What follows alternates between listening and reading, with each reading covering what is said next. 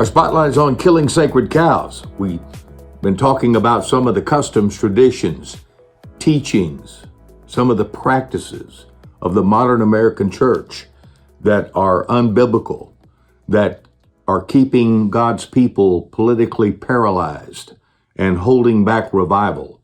We're going to be addressing these. And there is a biblical basis for killing sacred cows. Now, I can't do this every time, but a sacred cow comes from the Hindus that won't kill a cow. They're starving to death, but they won't kill the cow because they think it's grandpa. They believe in reincarnation into animals, etc. But in modern cultures, and this is used all over the world, a sacred cow is just something that you consider it untouchable. It's not to be questioned. And friends, we've got to do some questioning, and there is a biblical basis for killing these so-called sacred cows. Actually, there is a literal cow that killed by Gideon. How many of you remember the story of Gideon, one of God's great heroes? He was raised up by God to lead an army, a small army that achieved one of the greatest victories in the Bible over a superior force, kind of like what we need to do today.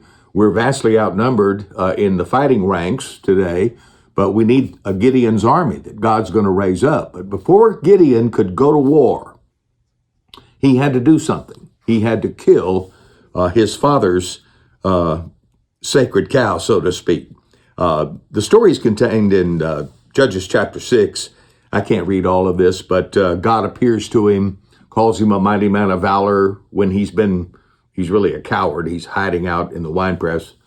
But God calls him, and in verses 25 and 26, he says, "And the Lord said to him, take your father's young bull, the second bull of 7 years old, and tear down the altar of Baal that your father has built, and cut down the wooden image beside it, and build an altar to the Lord your God on top of the rock.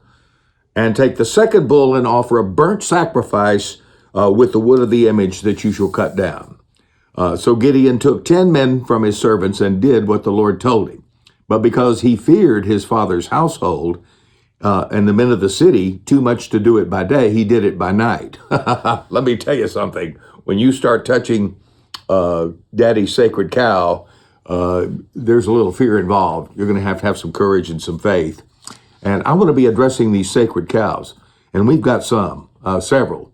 I'm going to be talking about dispensational theology. And if you don't know what that is, you're going to learn.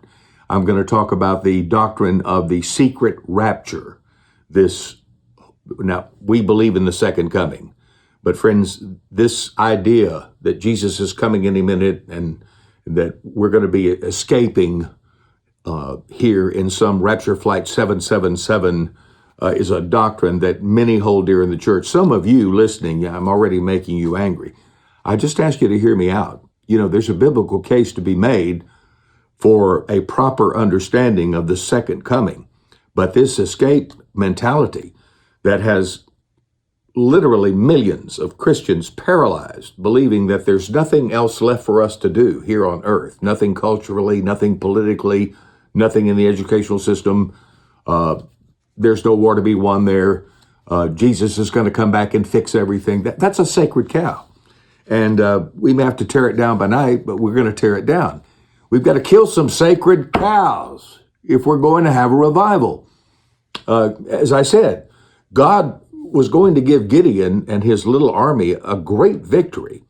But before they could even go fight, they had to get rid of some things that had been handed down to them as a tradition, wrong tradition.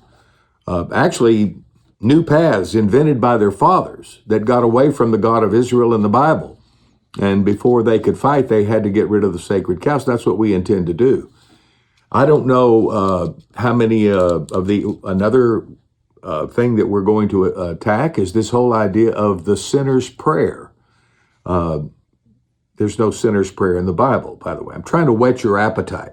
Now, if you want to, if I'm provoking you, or if you're beginning to wonder if I'm crazy, go online and watch the series, Ask for the Old Paths. It's the best teaching I've ever done. It's our current series. It's available now online. And check it out. Friends, I believe God is raising up a Gideon's army. I believe we're going to win. I believe it's going to, but before we do, there's a biblical pattern to follow. There's some things that need to be killed, some things that need to be put to rest. And that's what we intend to do. So check it out and let me know what you think.